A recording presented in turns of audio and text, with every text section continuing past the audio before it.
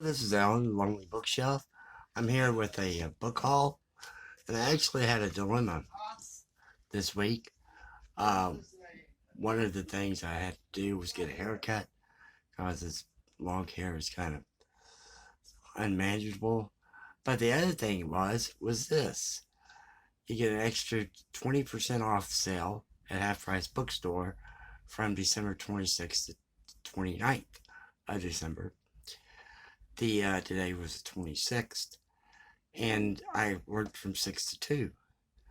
The other days I worked from 2 to 10, and I don't have public transportation. I'm on public transportation, excuse me. I don't have a vehicle. So the only way I could do this is to go today, but I also needed a haircut. So I postponed the haircut until Thursday, when my day off. And so I got some books here. They're all paperback books. The first one is The Winds of War by Herman Wouk. This is you're following a family called the Henrys, a naval family, and this was a miniseries back in 1983. And a miniseries is one of those ones that's actually started back in the 80s, actually started on Sunday for like 2 hours, and then you had an hour each day from till the series ended. Yeah, like Monday 1 hour, Tuesday 1 hour, Wednesday 1 hour, Thursday 1 hour, and then I think they had a 2 hour finale. And it was starring Robert Mitchum and Jane Seymour. And this was the start. This book is about the start of World War II. So you had Robert Mitchum, Jane Seymour playing in this as a mass market paperback. I think this came out by Bantam. I'm not sure. Let me check. Yeah, Pocket Books in New York. And see, it doesn't say when it came out. He wrote a second one called The War and Remembrance. And I think he wrote another one, but I'm not sure. And this one's over 1,000 pages. It comes in at 1,040 pages. So I might read this for March of the Mammoths. The next book by an author I never heard of. He is his check, and this is very good condition. It was the 1997 Ernest Hemingway uh, Foundation Award for First Fiction. And this is a collection of stories. This gentleman is by the name of, this is Ocean of Words by Ha Jin. And the biography here says he was born 1956 in Liaoning, China. He was born 2 years before I was. Spent 6 years serving in the People's Liberation Army. Came to the United States in 1985. Earned a Master's of Arts degree at Boston University. And teaches, it says, at Emory University. This is by Vintage International. Let's see when this came out. Vintage Books, Random House, and this paperback came out in 1996, so it's pretty new. And I'll read you the back of it here. The place is the chilly border between Russia and China at the time of the early 1970s, when the two giants were posed on the brink of war. And the characters in this thrilling collection of stories are Chinese soldiers who must constantly scrutinize the enemy. Even they themselves are watched for signs of fatal disease of bourgeois liberalism. And The Ocean of Words, the Chinese writer Ha Jin, probably Ha Jin, explores the predicament that the simple, barely illiterate man with breathtaking concession and humanity. So yeah, this ought to be really good to read. It's a little under 200 pages. The next one is another translation work. Oh, that one wasn't translated. Sorry about that. This one is. This is translated by Paul Vincent. It's called The Roar of the Morning by Tip. Marugg, is by Yale University Press, and it's called Roar of the Morning. This one was translated by the Dutch by Paul Vincent, and this one came out, let's see, 2015 English translation from the Dutch. It was copyrighted in 1988, excuse me. And The Roar of the Morning has been widely praised as an intensely personal, often dreamlike literary masterpiece that balances Caribbean mysticism with the magical realism of Latin American fiction, while reflecting the Calvinistic sensibilities of the region's Dutch colonial past. The story begins with a tropical Antilles night. A man drinks and awaits the coming dawn with his dogs, thinking he will commit suicide in the roar of the morning. So, yeah, this ought to be pretty good. It sounds interesting. It's very short. Yeah, it's very short. It has some end notes back here. It's only 135 pages. And the author was born in Curaçao and wrote 2 early novels in Dutch. And Paul Vincent has translated a wide variety of poetry, nonfiction, fiction for Dutch. In 2012, he won the translation prize. So yeah, this is very short.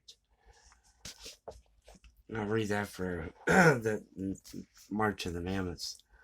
I thought about 2 of them by this author. The next one is a novel. It's a Penguin book of fiction. It's also a short novel. And it's like under 300 pages, 289 pages. And it's called The Novel Without a Name. And this is by, see if I can pronounce this Vietnamese word, Duong,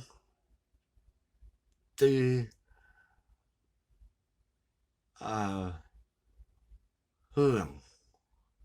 That's probably the best I could do. And yeah, this is about the Vietnam War. The novel is about the Vietnam War. 28-year-old Huong has been fighting for the communist cause in North Vietnam for a decade. Filled with idealism and hope when he first left his village, now spends his days and nights dodging stray bullets and bombs, foraging for scraps of food to feed himself and his men. Quan seeks comfort in childhood memories as he tries to sort out his conflicting feelings of patriotism and disillusionment. Then, given the chance to return home, Quan undertakes a physical and mental journey that brings him face to face with figures from his past. His angry father, his childhood sweetheart, his boyhood friends, now maimed or dead, and ultimately in the shattered reality that his innocence has been lost in the wake of war. And this is they said that this good gentleman here is one of the Vietnamese most beloved writers. And he got a lot of blurbs here. So, yeah, the last one and final one is by a gentleman who wrote the novel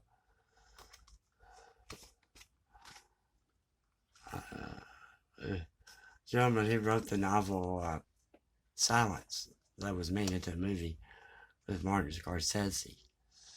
And that movie, and that he wrote that book. In that book, Martin Scorsese liked this gentleman, and this is a Shusako Endo,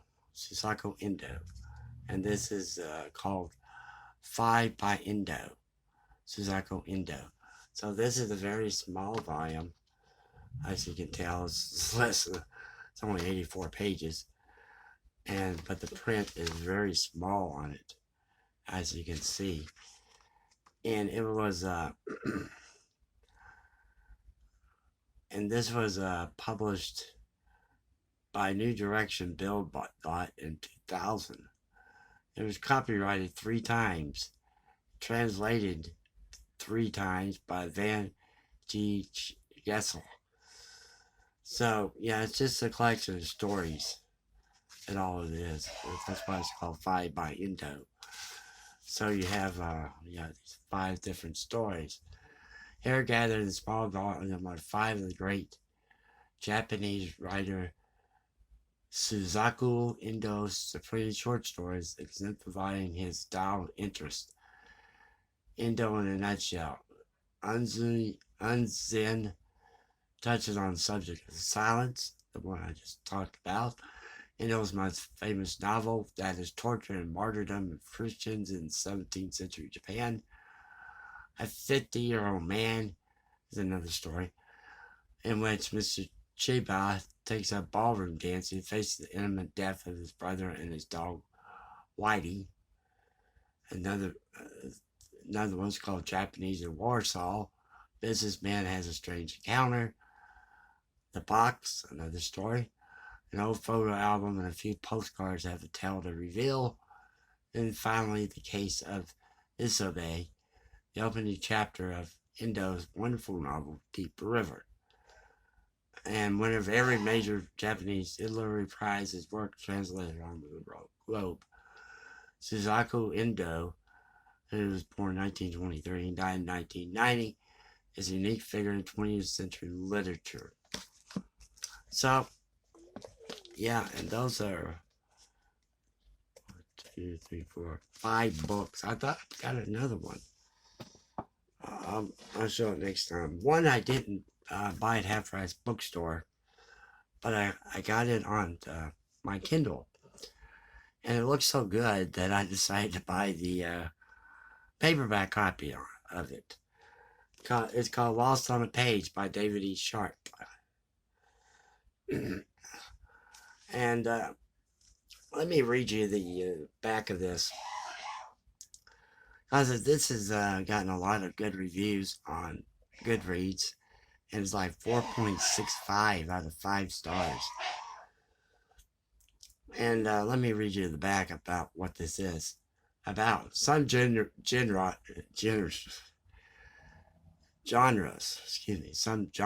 were never meant to cross. Joe Slade is a detective with a hot lead and a warm gun.